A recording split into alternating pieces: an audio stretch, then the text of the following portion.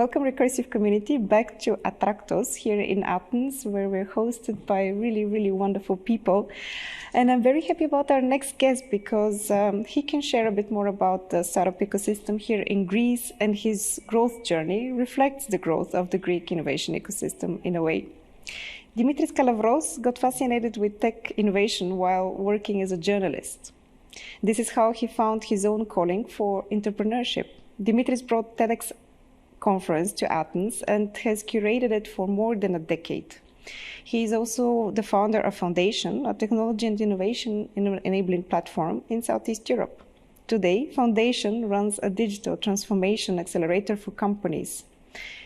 It acts as a tech education hive and offers reskilling, upskilling, consulting services.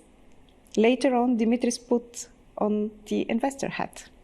He co-founded Velocity.Partners, a VC fund for early-stage ventures. The fund has supported 22 companies, many with international presence, and it already has 3 exits. Dimitris Kalavros, welcome to the Recursive podcast. Thank you, Irina. Thank you, the Recursive team, for inviting me. It's a pleasure.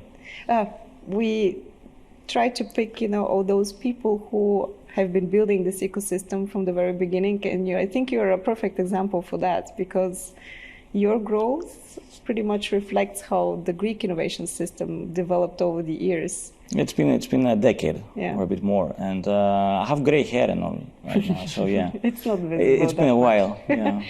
But I'm going to do like a throwback with you and maybe bring you a bit back in time. What I found curious is that you actually started as a journalist.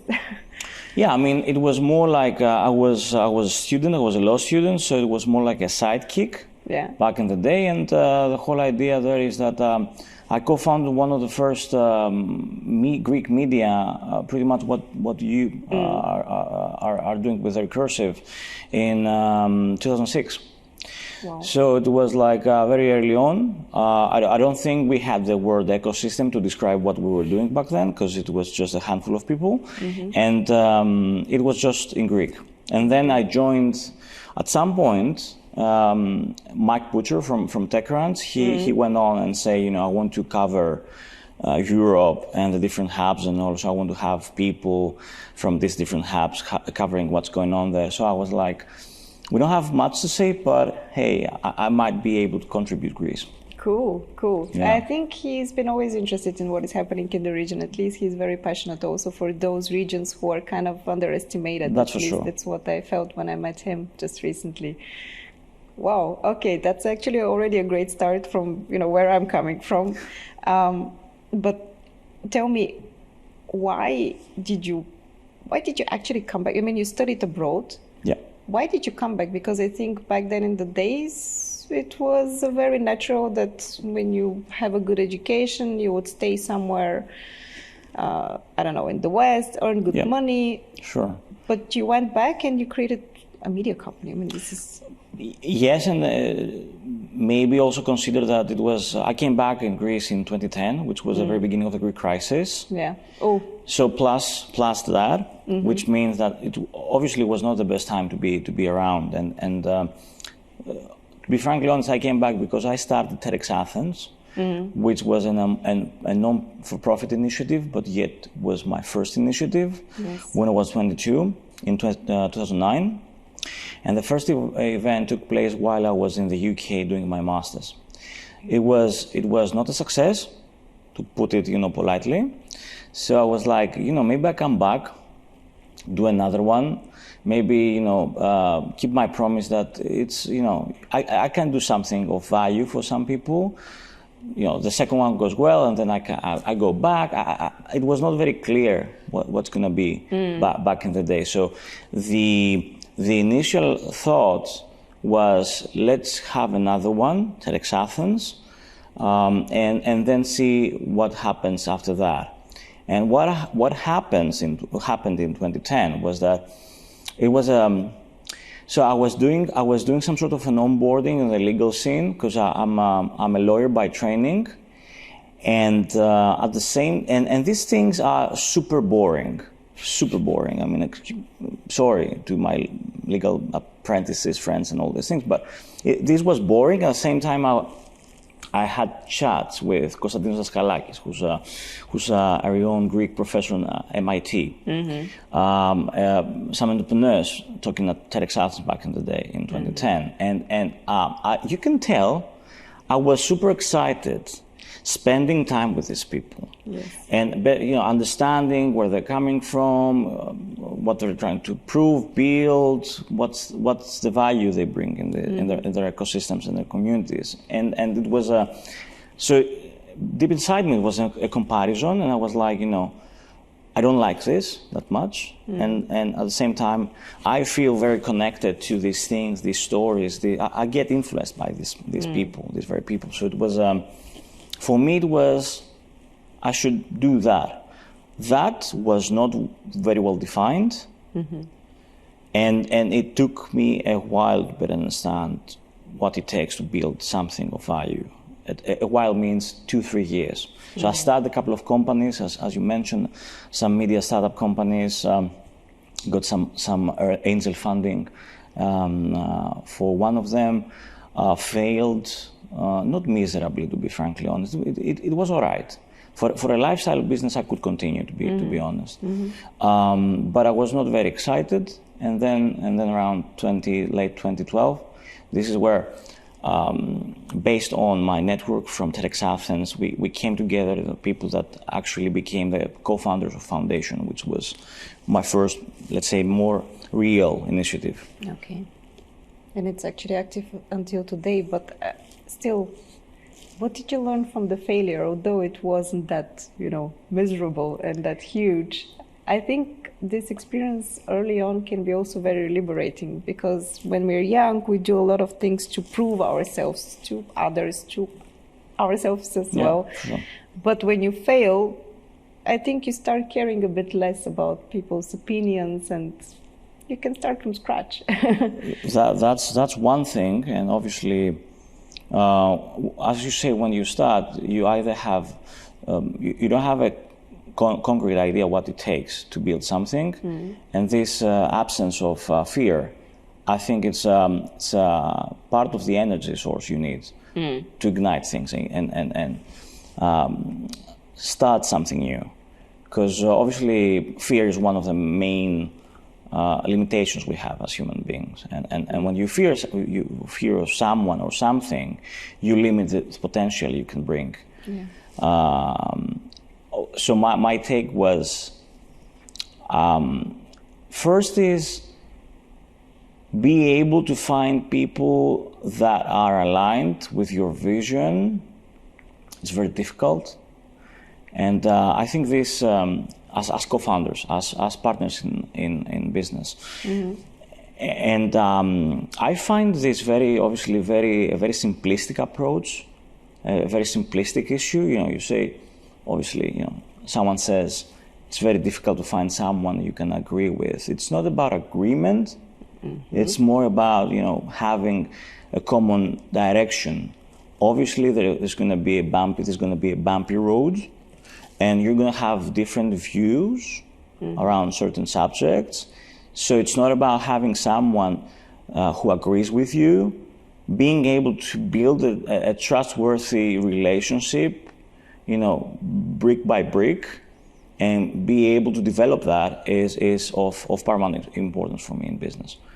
So this was the main takeaway. It's very interesting that actually a lot of the startups, and I think if you look at the percentage, most of the startups don't really fail because they lack capital or because they don't have a good product, but because the communication in the founding team is not happening in a fruitful way, in a constructive way. Sure.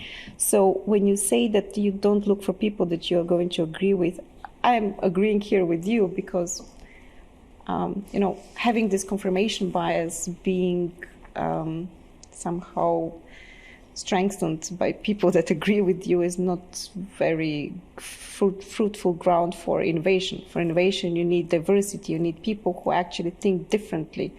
And still, how do you manage that in the long run? Because there will be conflicts, especially when the money is tight and there are bumps in the road, and then, conflicts start to arise.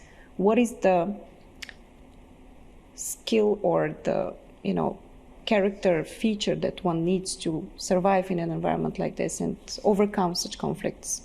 I think, being direct and being transparent, that's a great start, right? Because, I think you build this relationship, every relationship, whether it's a personal relationship or a business relationship, based on trust, right? And you go step by step. You cannot say, I just met you and I'm gonna do a business with you, or I just met you and I will marry this lovely person I have in front of you. You need to understand where the person you have in front of you is coming from, what's their motives, what are the main goals they have in life, what's their ethical background. So you need to have the dating period and maybe in also a way, in the yes. beginning overcome the honeymoon phase. Okay. Exactly, because I tend to say, it's our relationship with our startups is pretty much. I'm not married yet, but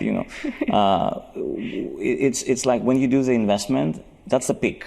Yeah. I guess when you get married, it's a peak, yes. And then you have the bumpy road I described before, which is what's happening in real life. Really, you have the days that are not very very positive, where you have difficult, even hostile situations to handle, and what brings you and keeps you together is this feeling that I can trust you.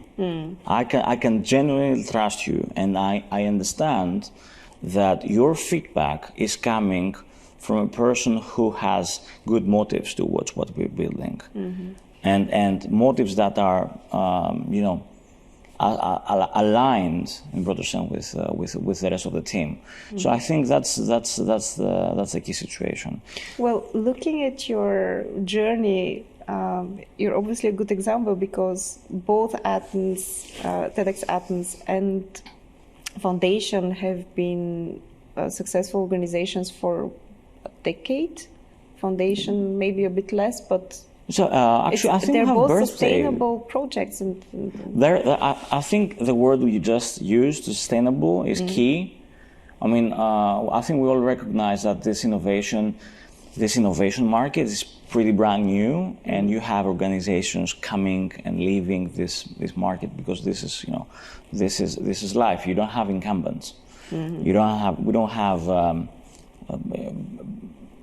big private organizations in our markets, especially in this part of Europe. Sure. And sustainability means that you have done certain things right, which is you have managed to find your place in the market. You bring value to some stakeholders and people. You have a reason to exist, actually, and this means that you mean it.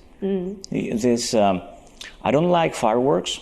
I don't like fireworks in life, and I don't like fireworks in business, because it's you just enjoy a moment. It's very very nice, very enthusiastic. It brings very positive, euphoric, yeah. beautiful emotions and all these things. But after a minute, it's gone, and you don't want this, right? So sustainability means you keep your promises, and the promises, the promise I'm constantly giving to my founders, to my partners, is that I'm going to be around for a while.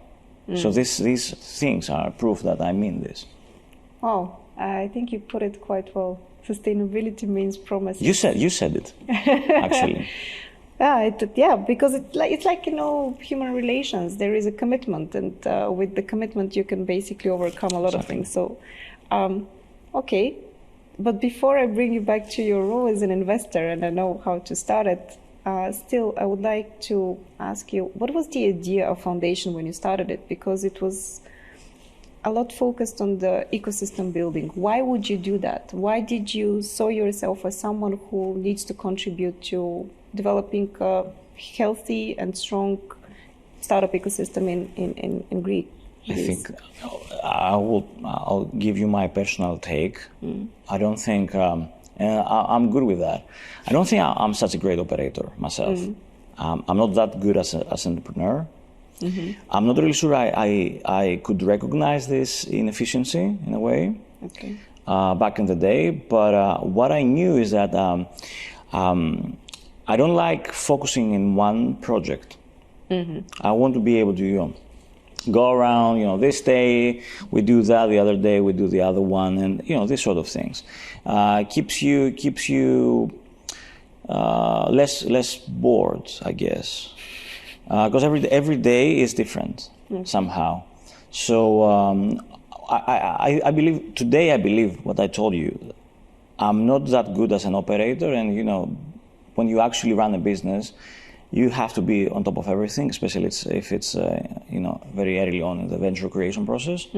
And I was not a big fan of everyday operations.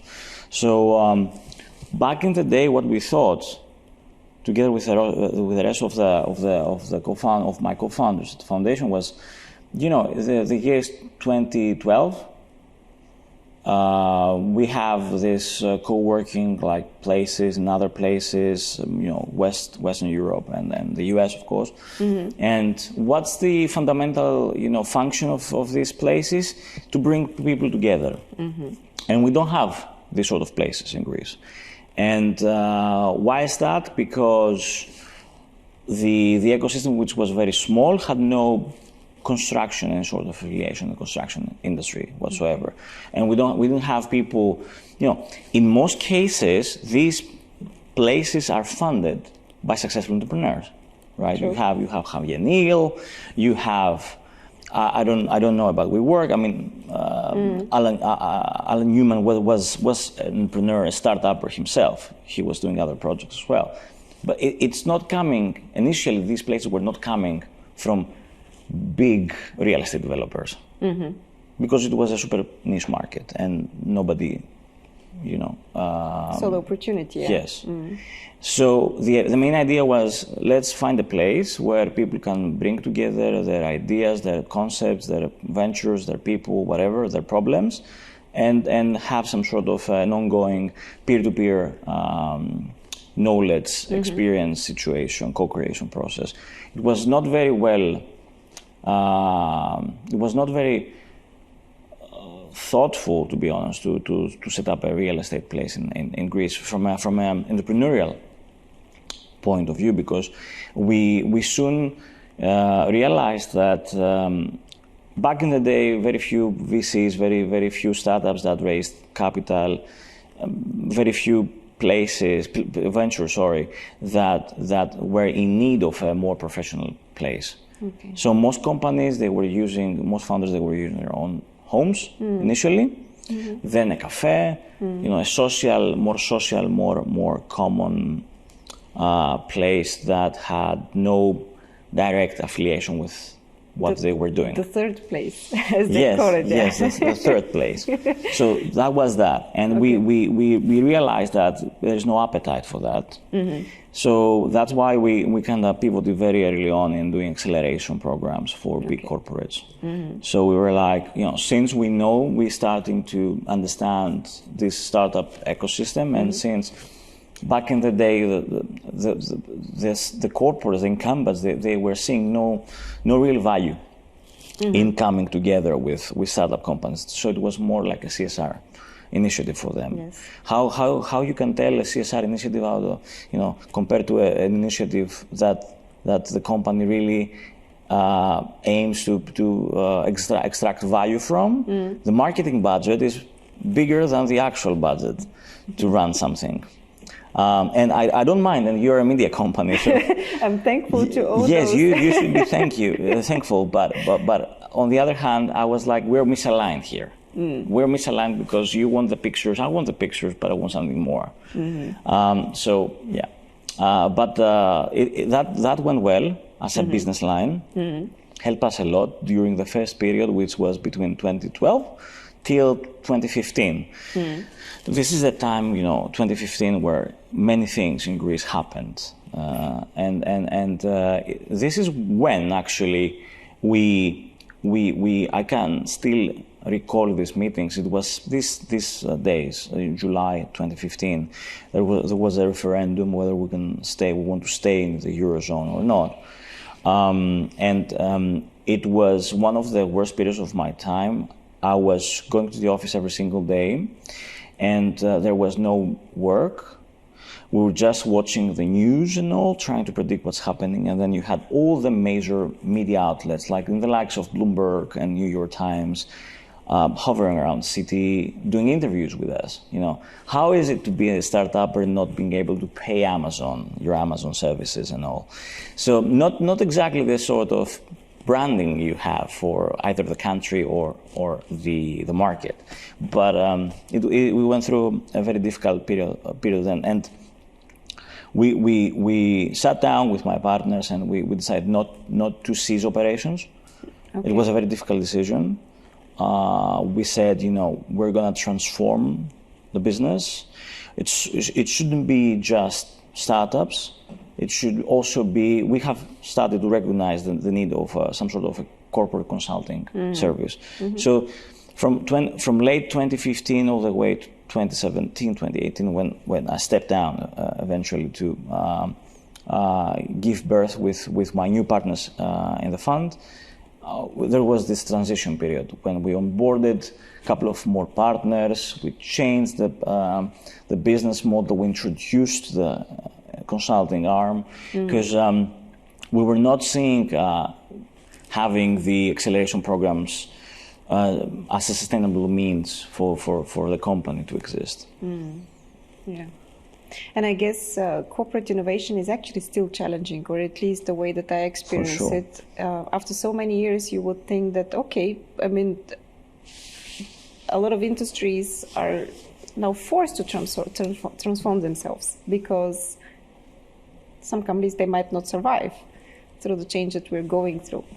And at the same time, I have the feeling of this culture clash when I meet someone from a big corporation, and then I feel like I'm speaking gibberish to them, like they don't understand a single word. So you are now in this business of basically translating from the one world to the other world. Yeah, that's true. And obviously, I'm not the best person to share what's going on right now in the Greek corporate world, because that's not my day-to-day job anymore. But knowing some people as LPs as well, or as potential LPs, and I think you have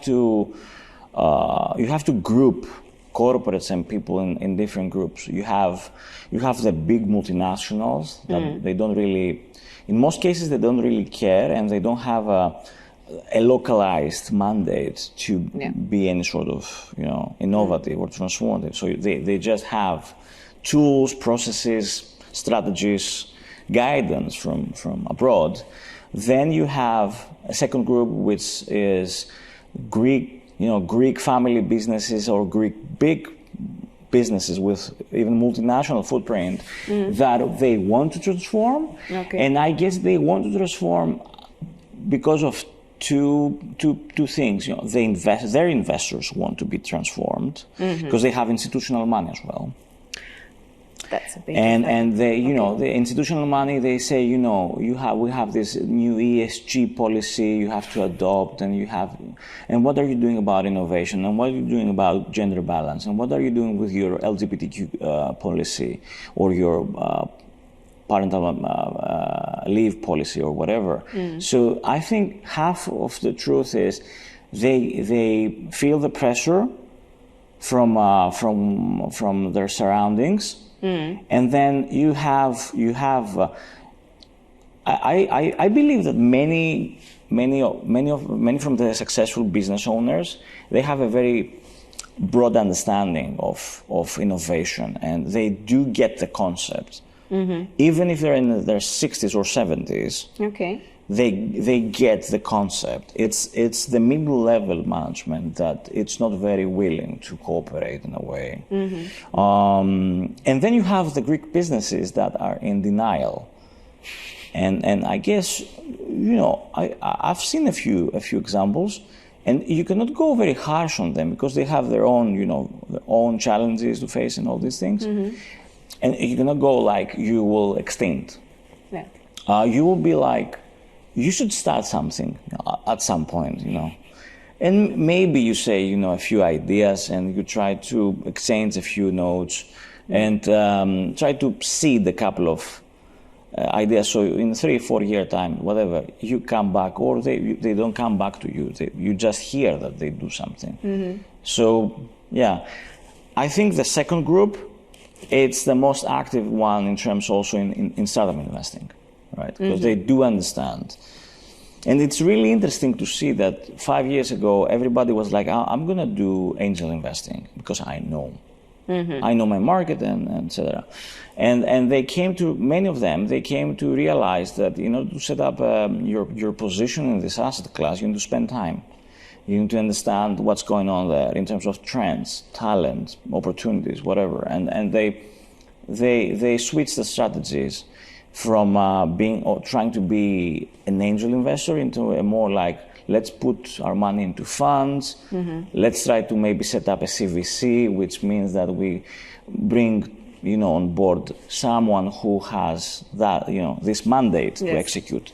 And it's not the son of or the daughter of the owner doing investments. Because obviously, in family businesses, the younger generation brings the technology momentum, right? So, I think at this point we sometimes have something like an aversion between startups and corporates, or it's like a very famous. It's like Mac and Microsoft, Apple and Microsoft. Yeah. So you're religiously with one or the other, and still they're quite often part of the same ecosystem. So I would like to turn maybe now the perspective and ask you, what is the big value, for instance, of local businesses or even family businesses which are Greek? What could they give to startup founders? Market insights, actionable market insights. 1, 2, access to the actual market. 3, governance. Yeah. If startups, I don't think we are the pinnacle of governance. I'm not talking about Series B. I'm not talking about having 3 or 4 or 5 institutional investors. I'm talking just set up the company. You have one investor, maybe one institutional, a couple of angels. How you take decisions, how you run the show as the founding team. I think in most cases, family businesses have solved these sort of problems as far as governance is concerned. So these 3 things are of great importance. And we're especially the first 2, we're starting to realize that they're open. They're more open. There are certain companies in Greece. I can think of at least one example that's actually a multinational, that they're open in terms of not investing, but in terms of creating value-adding services kind of partnerships where they take the product, they sell to the customers. In most cases, my understanding so far is that they act as the corporates see startups as vendors right now, which is still good. It's a good beginning. They don't see them as potential partners to maximize, to create a new revenue stream, for example, and sell this product, this service to the corporate's clientele. But it's still good. It's still good. Okay. At some point, you changed the direction. You, as you mentioned, you stepped down from more like being operationally involved in Found.ation, and you took on the hat of the investor. Yeah. I wonder, how does the perspective of someone change? You're also actually an angel investor, so you support businesses also individually, but there is a big difference of running your own business and then becoming an investor. Was it a difficult transition for you?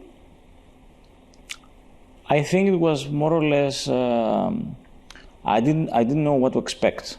Our industry is very secretive, in a way. Okay. Globally speaking, you don't have, like, the years 2017, 2018. If you take out the big names in the US that share some sort of wisdom, You don't have, we didn't have many European GPs sharing their development process as fund managers, as GPs. So it's not like I knew what to expect. Okay. What, I mean, obviously we had roles and you have a job description and everything, but it's slightly different. It's slightly different. I can imagine that it's pretty much like in a startup at the beginning. So yes, you have your you do job description, but you're responsible for everything, and especially for yes, everything. Okay. So I didn't know what to expect, and the transition was. I think the main one of the main things you have to realize when you put your investor's hat and you are no longer in the driver's seat, it's that you're no longer in the driver's seat. You're not the one calling the shots. You're the one advising the one, calling the shots. And I wrote, so I started a newsletter 3-4 months ago, where I share, a few things I learned during the last 4-5-ish years. And one of the things was exactly that. I see myself as a manager of players and not as a player. I mentioned, we should see ourselves as the Guardiolas of this world, not the Messis, not the Neymars or the Mbappés if you're a big fan of French football. That is important. I don't think everyone has that in mind. They are like, this is my opinion. Okay. If you would allow me, I would actually make also another comparison, like maybe Keith Richardson, the Lion Whisperer. You're the Lion Whisperer. Yes, exactly. You see the raw diamond, and then you actually have to support them to shine. Okay, so it's pretty much a people's business. You mentioned also earlier that it's all about the relationship also between an investor and a founder, and your role, the way that you define it, is to be true to your promises or to show commitment. And I think especially in challenging situations that we had in 2020, but now again, before we finished the first crisis, we kind of, are now in the second one. What is the role of the investor in exactly these times? To what extent can you be behind them and support them, and when do you say, okay, no, this is now the limit, or how do you know that? That's interesting. Okay, so I think so one thing that happened this week was there's a situation with one of our portfolio companies, and the founder came to me and said, he has other investors as well. Let's start by saying that.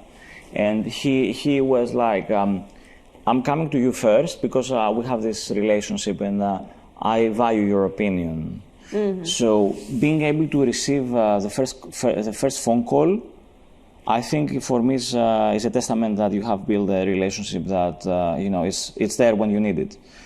I think what we can offer during these times, we can offer an outsider's third eye kind of view.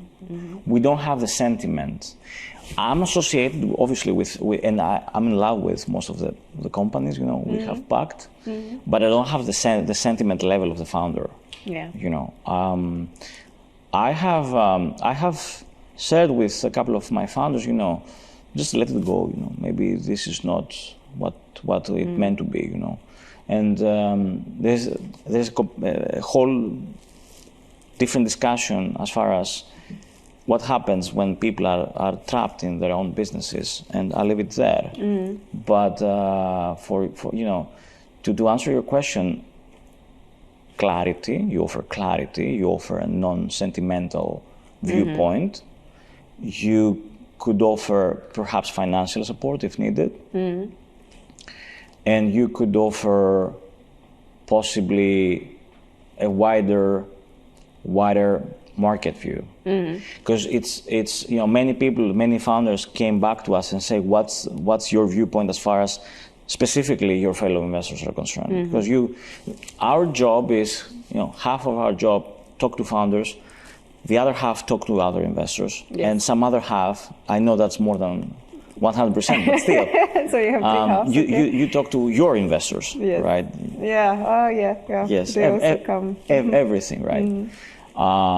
So we could offer some sort of, that's the feedback we're getting from the market kind of view. Because I have my own opinion. So you have the bird view more or less of what Yes, exactly, in the wider market. Still, I'm thinking, I forgot my thought. Sorry, I had a question that I wanted to ask you.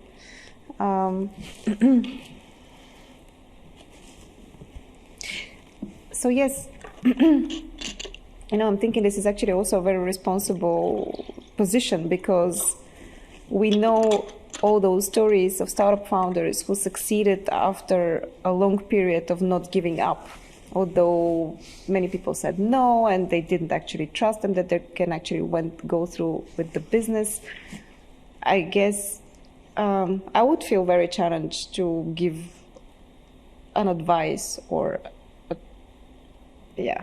my 5 cents on telling someone, well, maybe you should let it go. I guess it's a very, very tricky situation, especially when you're the investor, when you're actually interested in them succeeding, pretty much. Yeah.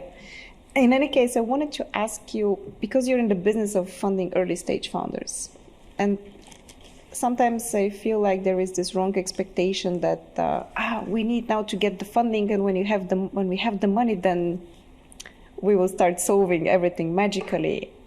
Quite often they also underestimate the value of smart money or mentorship. I myself, I must admit that I realized it was like reinventing warm water again. I realized it, and I was surprised. Yeah, but of course I need someone to talk to. I need my peers. I need some advice because I'm for the first time in this situation.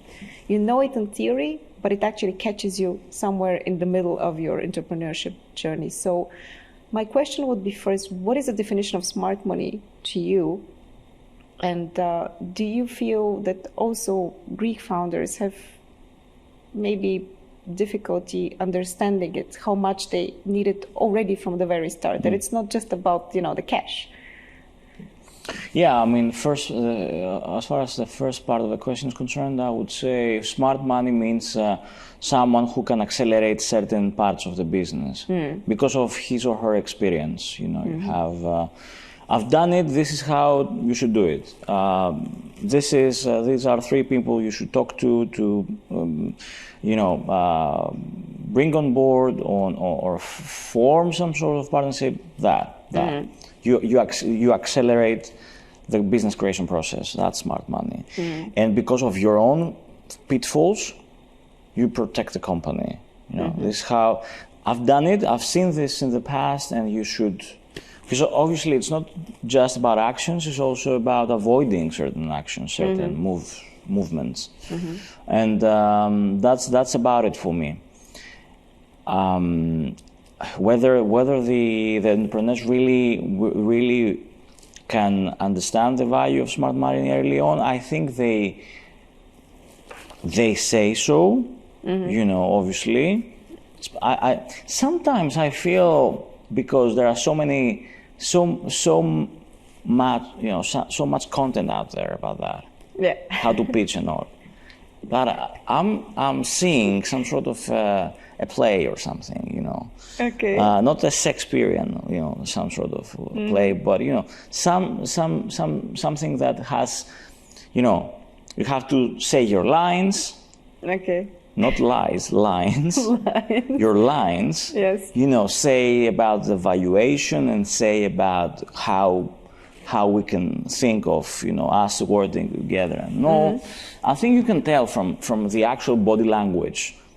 Okay. And from the actual tone of voice and their conviction and the way they also share their misses and the things they don't know, whether they mean it or not. I don't think they all recognize that. The ones that have done it before, they are very selective when it comes to who to share with their cap table, either as an angel or as an institutional. What would be your best piece of advice of maybe also picking the right investors? Because this is also something which I think is a bit underestimated, especially in the early stage. You just get the money wherever it comes from. As fast as you can. As fast as you can, which is also a valid argument, because startup is about speed and you have to be fast, otherwise you would die, because you can't bootstrap forever. So I guess it is valid, but still, how do you recognize the right investors for your business? Is there like a rule of thumb, or? I think again it comes down to the personality. I mean, and that's where we missed this. That's what we missed during the last 2 years. When you do a Zoom call, it's wonderful, but you cannot really tell, it's not the same. Yeah. It's not the same. You cannot really tell who's the person, really in front of you. On the other side of the screen, yeah. Yes, exactly. So I guess asking questions, the founders, their potential investors, is a good start. I think as you mentioned, really few people actually ask questions. Really few investors allow people to ask questions. And I'm not necessarily stating they say no questions whatsoever. They say, oh, I'm so busy. Have another one now. I mean, what yeah. And then you're like, but I have to. I have a hard deadline. I have to run. I see. Yeah, I mean, and I think they do so because they don't want to get exposed for whatever reason. They also fear that they might, not give the right answers. We're all human beings. I think we all have our weaknesses, and we recognize that. Being able to ask questions, being able to maybe talk to fellow founders that took money from this organization, from this VC, from this angel investor, ask for the feedback. It's also a good strategy, so you better understand what's going on. And there are some funds, I won't claim that we're one of them. There are some funds that they do start some sort of a value creation process by saying, I'm gonna meet you, I'm gonna hook up you with this advisor, this XYZ person. Not necessarily as part of the due diligence or as part of the assessment we will be doing, but because I know that this person is a good fit for your business, sit down and etc. I might go back to this person and say, you met them, and what's your feedback? But you genuinely want to say, you start early on.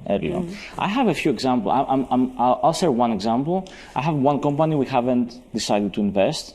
Where we had a couple of advisors that are still advising the company being introduced by us, but we decided for reasons that have nothing to do with the founders themselves to decide not to proceed. But we like the team. We're like lovable situation here. So great guys, great product, great market, or good market, and we started doing a couple of things. You should not expect. I mean, when you see someone being able to offer and be willing to offer some sort of feedback, valuable feedback, intros, something before giving his or her money, it's a good sign, I guess. I see. Okay. It's a good sign. Oh, I definitely value that.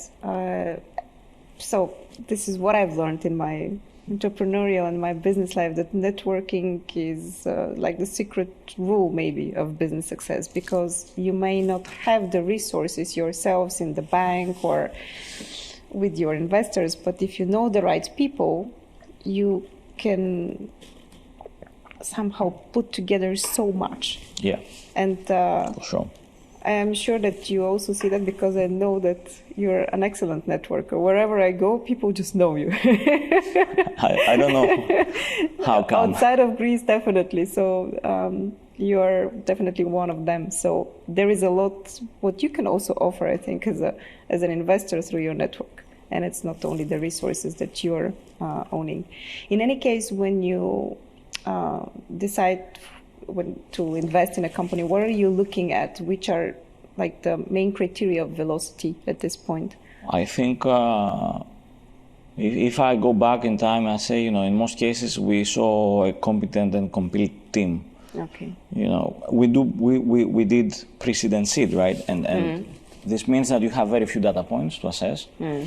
In most cases, you don't have any sort of commercial activity. In some cases, we, with our money, the company came into existence. They incorporated the legal entity, and also you just have the team, the product, if there is something you can see, the market, right? And it comes down to the people. And I guess that we emphasize so much the people element because in the absence of everything else, you have to feel that the caliber, the experience, and the overall quality of the person you have and the team you have in front of you will be adequate till they find some sort of working solution. Yes. This is true. A good team can pivot and pivot and pivot till it actually becomes successful. You want to feel the hunger. You want to feel that they will put their money, the last 10 euros they have in the bank, into good use. I think that's very important, and obviously you need to have a good market.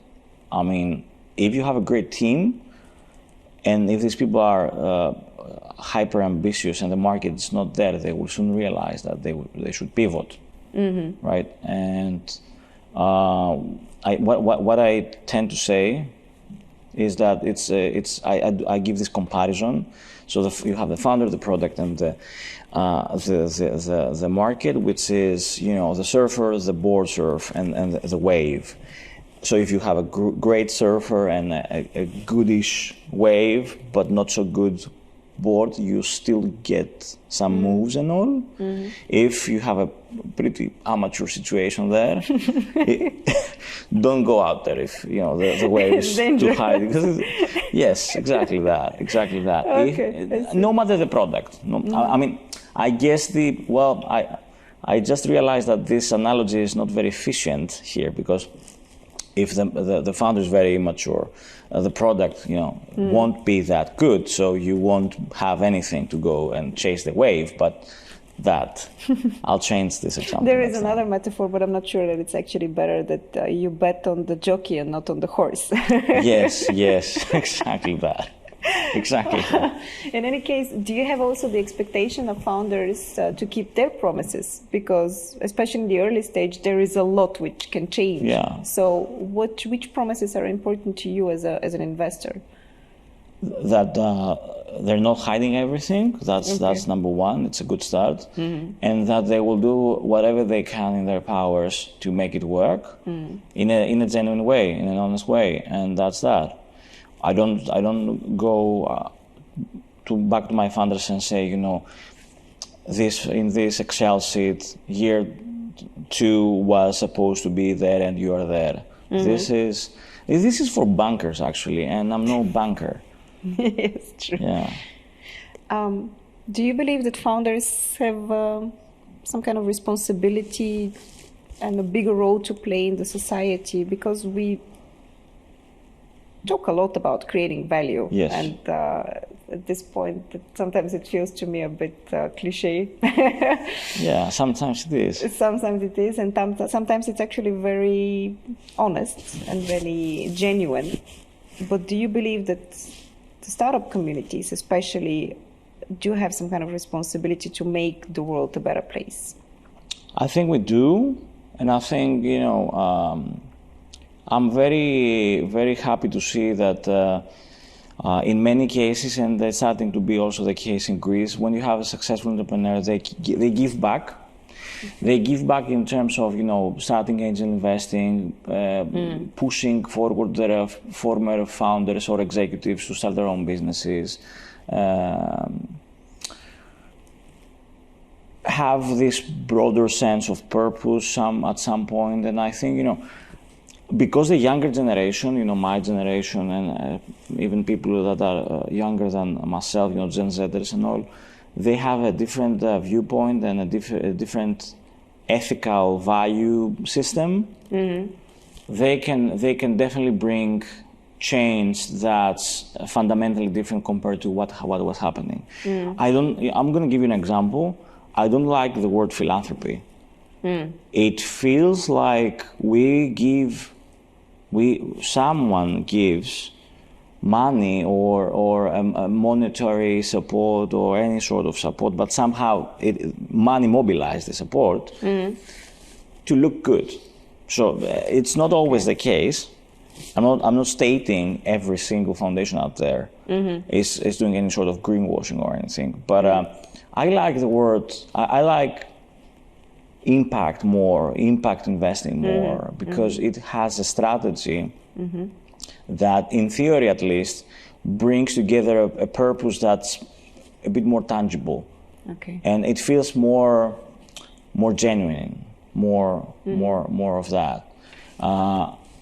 I think many successful entrepreneurs from our industry, I hear their plans, and they want to be the Javier Niels of Greece, or Bill Gates, not necessarily Bill Gates in the sense of... Yeah, Bill Gates became later on. Bill Gates, yes, exactly. They want to do. They want to do something. He's also investing actively, and I think, to a very broad extent, the Bill and Melinda Gates Foundation is doing impact philanthropy, not philanthropy. They do have measurable processes, investment thesis, strategy. They measure things, and they have pointed the north, and let's see how it goes. It's not just we just care about give money and so it's like the Sequoia of. It's like a Sequoia. I think Sequoia has its own foundation as well. Yes. The partners there. Yeah. But they're giving the direction that we will probably all follow when it comes to exactly that. So I think to that extent, when they became successful, they do that, and when they are in the process of building their ventures, there are so many things they can do. So to really improve the workplace, to really embrace continuity, transparency, governance, equality, all these things. Not because they're trendy, but because this is the way it should be. In order to feel that we're moving forward towards a post-industrialized capitalism, yes, in which ethics have a strong place in governance and strategy. The way that I see that, especially in the hiring process, and we usually also ask the young editors what they would like to write about. They're super passionate about those topics, which is very genuine, and I think they've been also raised with these values, unlike maybe you and me and people who are a bit more in the millennial generation. In any case, I was wondering, would you, because impact investing 2 years ago, it was like a dirty word for people in VC who wanted actually to make money. Impact investing sounded like philanthropy. Now this is turning into a different thing, and it becomes actually more and more part of the normal strategy for a VC fund. Yeah. I don't know whether we have active impact funds in Greece. We do have some angels. but I'm not really sure about active funds. But I think the equi fund is going to pull through this kind of also system. Yeah, for sure. Okay. I mean, I'm aware that there are certain, initiatives forming right now that point towards impact investing. Oh, okay. So it's still not there. Okay. I think it's still not there. Obviously, I've seen many funds in more mature ecosystems. Yeah, I think this is. It feels like when there is a new paradigm at some point, it becomes initially it becomes a different investment strategy, but later on it becomes embedded in every single strategy. So I think at this point, what's happening is few say we have an impact fund, and that's the thesis, that's the positioning of the fund. And if you ask me, I believe in 10 years everybody will be an impact fund. I also believe that, yes. Yeah, half because their investors will require them to do so. The other half because they will feel that there's no other way that you can do business anymore. So the founders will care about that. Yeah. They will care, exactly. We should emphasize that more. Say, good founders are selective. They select you based on your thesis, your quality, your way of doing business. So essentially, you won't be able to survive if you're just just giving money. Well, we felt it in the years after the pandemics, like 2020, but even more in 2021, that suddenly we were in this founders market. So it was the founders who were more or less actively picking. Well, maybe it's a bit exaggerated, but definitely I think the founders had a bit more power when it comes to this decision. Now with the crisis, maybe this will change. Still, where do you see maybe the future of the next, let's say, 2 years for the Greek ecosystem? And maybe also thinking in a broader sense, because I don't like to isolate that on a national level. So for Southeast Europe, I do believe that we are like a same region. We're facing the same challenges, more or less. So are you rather optimistic from that point of view? I'm definitely optimistic because you have many great companies that were formed during the past 4 or 5 years with the Equi Fund, which means that in 2 or 3 years there will be in a maturity level that dictates exits, dictates a positive outcome for them, for their people and their investors. So we have a good pipeline there. And you can say that because you're also publishing the Startups in Greece report, so yes, you actually see the numbers, you have actual data on that. Okay. Yes, I mean, every single year you have newcomers in the top 10 biggest exits chart. You have newcomers in the top 10 new funding rounds of all time. So things are progressing, and it's moving forward beautifully. We just welcomed the first unicorn. Bulgaria has Payhawk, just declaring unicorn status just 1 month after Viva Wallet in Greece. Yes. So we are in parallel, all the ecosystems.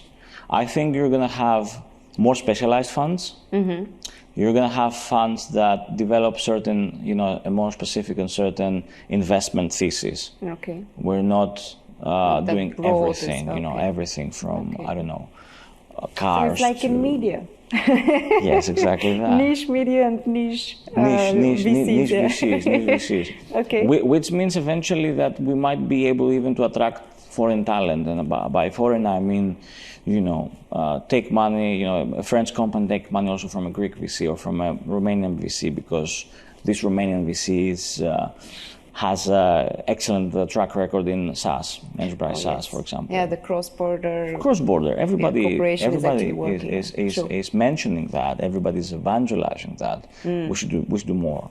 And I think to this extent, I have to admit that especially the Bulgarian funds are super active in the region, whereas us ourselves, we were a bit more Well, the EAF started also a bit earlier, so maybe this Yes. is how because, we were also 10 years ago, I think, in our infant shoes, and we were just, building the first startups. But there's been an accumulation of entrepreneurial mindset, which now we see, maybe exploding is a bit of an outreach, but we see that coming to fruition. So would you say that you are also observing this kind of systemic maturation or a systemic success of the Greek startup ecosystem? For sure. Yeah.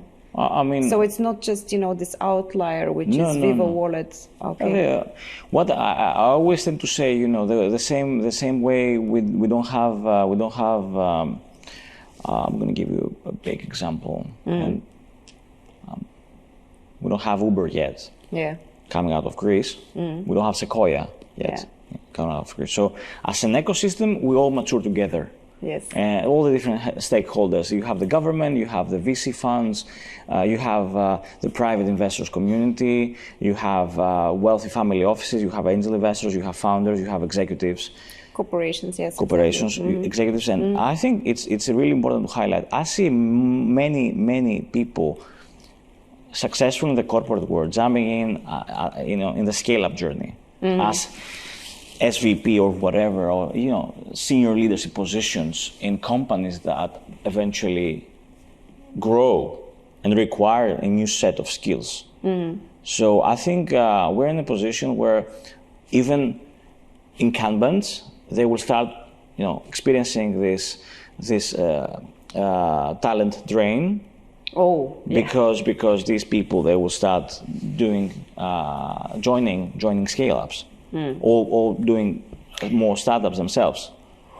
That's gonna be, I think, a huge challenge for all of us. This is this is like the new big war, and sorry for using that word, but the big competition that is playing on a global scale.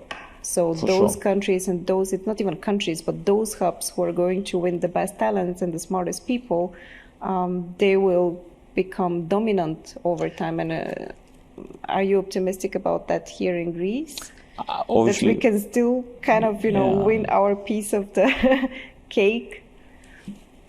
I think we have a great lifestyle, and that's something everybody recognizes. But in order to convert this, very important parameter into a life choice for someone, you have to offer more. I'm not really sure whether we will go back in the office post-pandemic, or whether it's going to be a more nomadic or a more flexible situation in the workplace.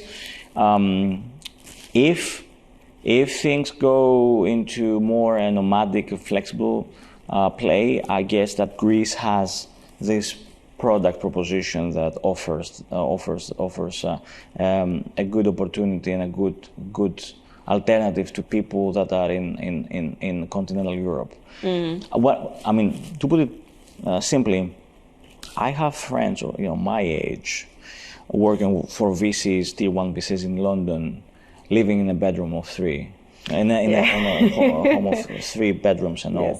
And the quality of life there is not there. It's just not, obviously. You take the... there is very tangible, definitely.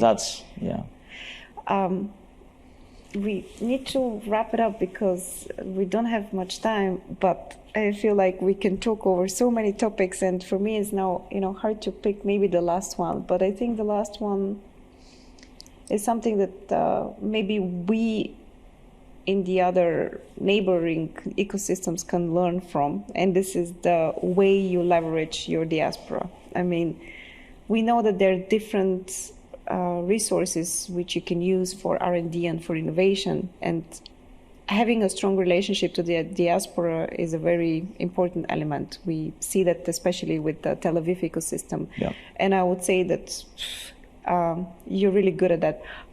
Why is the Greek ecosystem so interconnected internationally?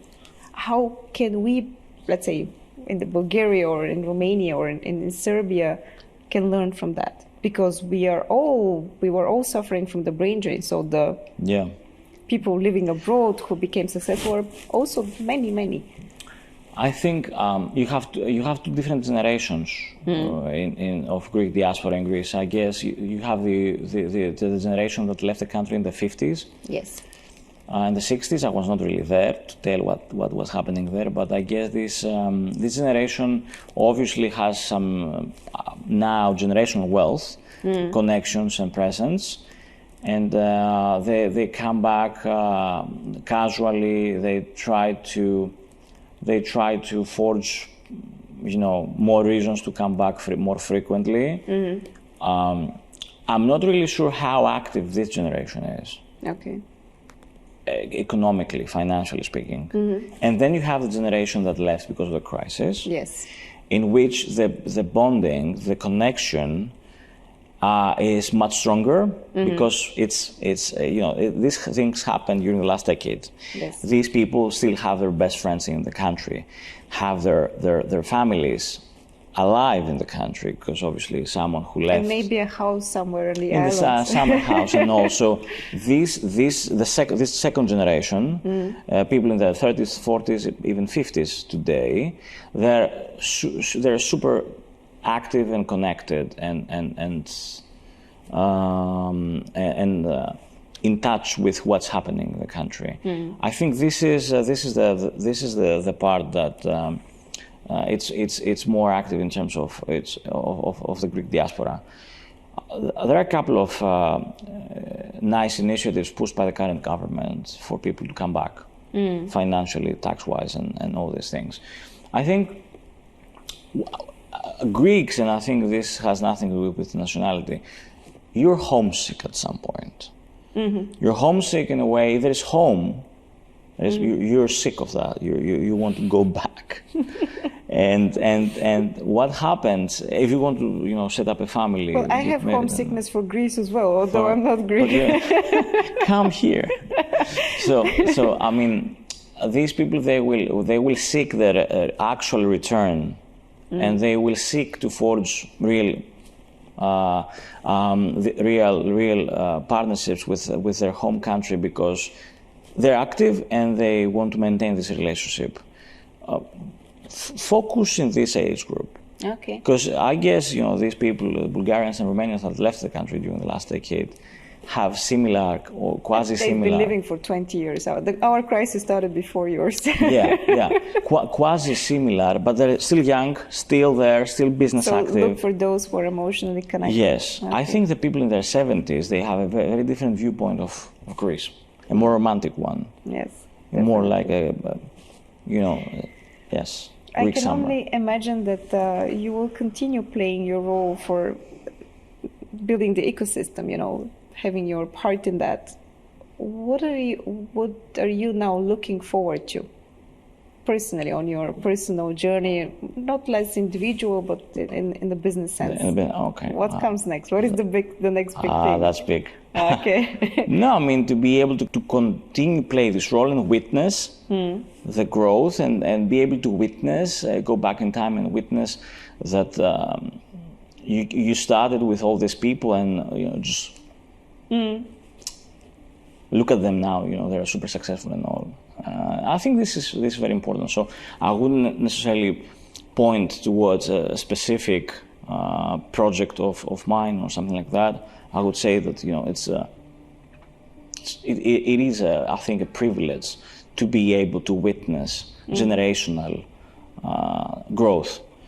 And I have many friends. We started back in the day together with Away.gr, the media site we mentioned, or the Found.ation or TEDx or whatever.